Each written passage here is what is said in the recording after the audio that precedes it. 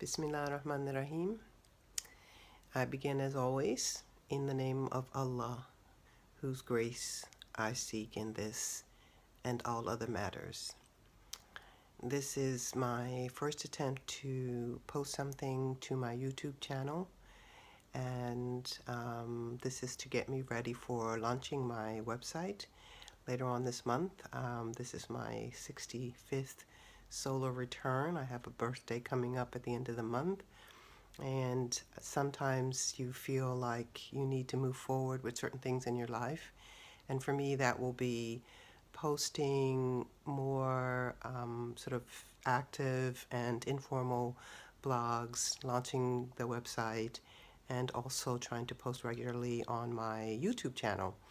And there's no money involved. Nobody has to pay anything for a subscription.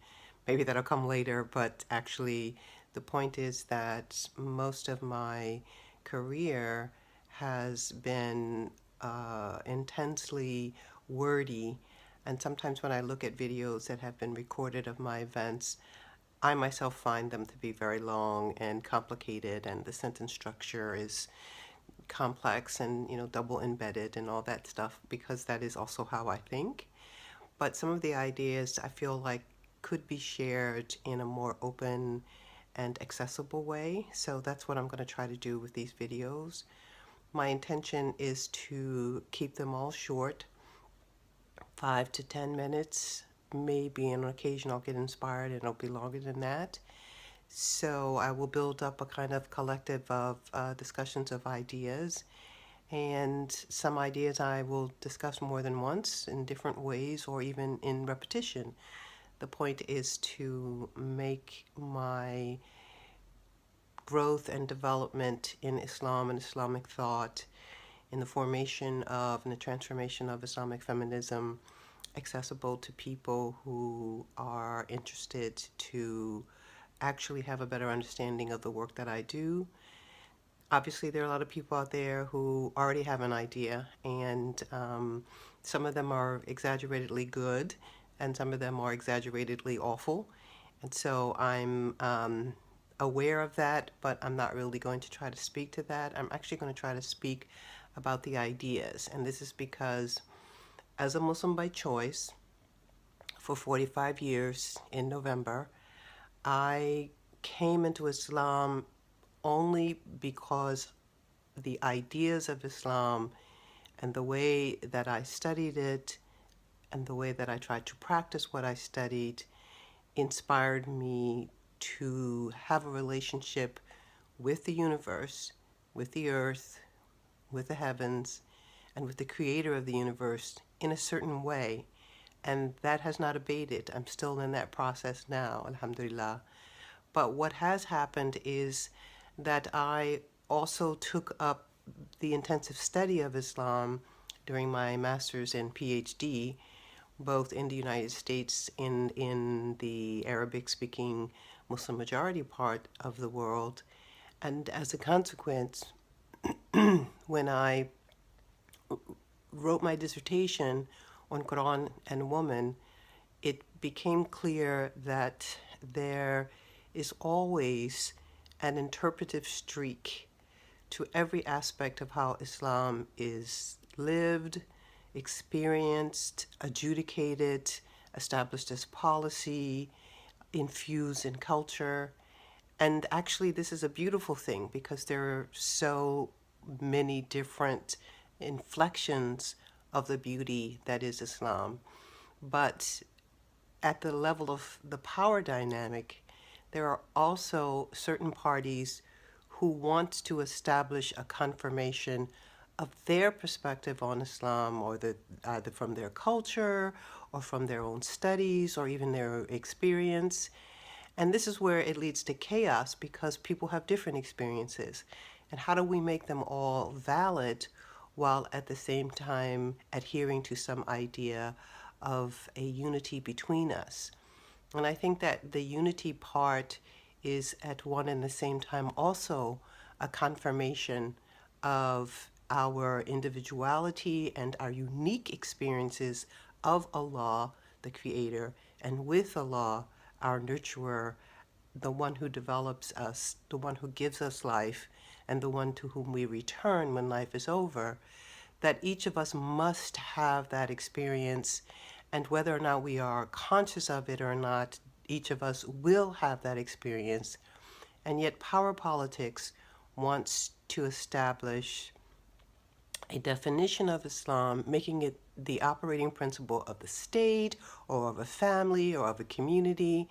And sometimes those established identities and reflections of Islam close out other people's experiences and reflections on Islam. And that's where I have a little bit of a problem, because I see Allah or God, the ultimate reality, the truth, al-haq.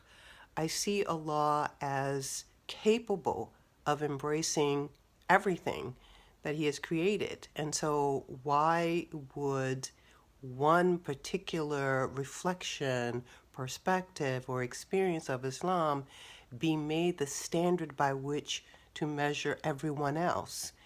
So we'll talk about this more as we go along, because actually, for just about everything that I do, I understand that people mean something when they use certain words, and what they mean by it may or may not confirm completely with other people using those same words. And sometimes you have to clarify how you're using a word. Say, what is your definition? And then from there, be consistent in what you say relative to that definition. Otherwise, just say, well, I don't have a set definition, but it includes these aspects, and kind of play around with the ambiguity.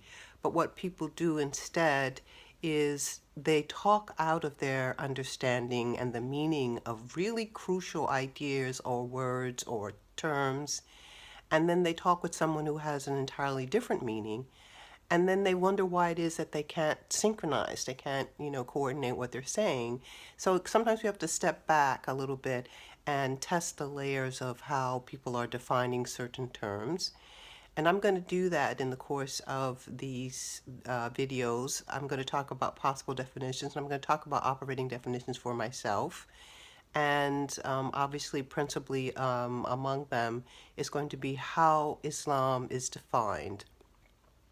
Because even though we use it all the time, and it's used by people who absolutely hate Muslims, then whose definition is the one that's actually going to control how a conversation is going?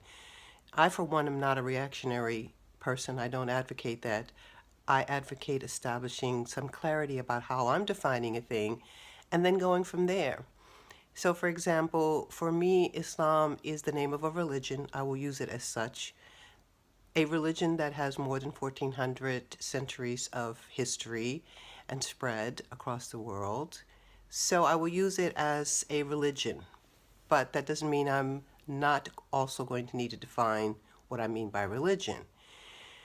But for me, the main part about the definition of Islam is what I have learned from a friend to call engaged surrender. And that means that, like all of nature, we have a natural and organic relationship to our Creator, Allah. And in trying to acknowledge and confirm that ongoing relationship with Allah, there is a dynamic where our life was given and our life can be taken away. So in a way, we accept that we are subjects of Allah, and that Allah's trajectory in the universe is to make everything harmonious and beautiful. And so in order for us to experience that harmony and beauty, we have to, what they say is follow the will of Allah. But for me, the will of Allah is actually that order, that beauty, that harmony. So for me, Islam is a way towards beauty and love and harmony. And even though Muslims, who are part of the historical reality that is Islam, don't always promote that harmony and beauty, does not mean that I cannot continue to operate out of that definition. It's just that then that definition has to be put into conversation with actual Muslim practices and exertions. So Islam is the ideal, and when you submit to the ideal, you arrive also at peace and love and harmony. Thank you, and see you again in a few days.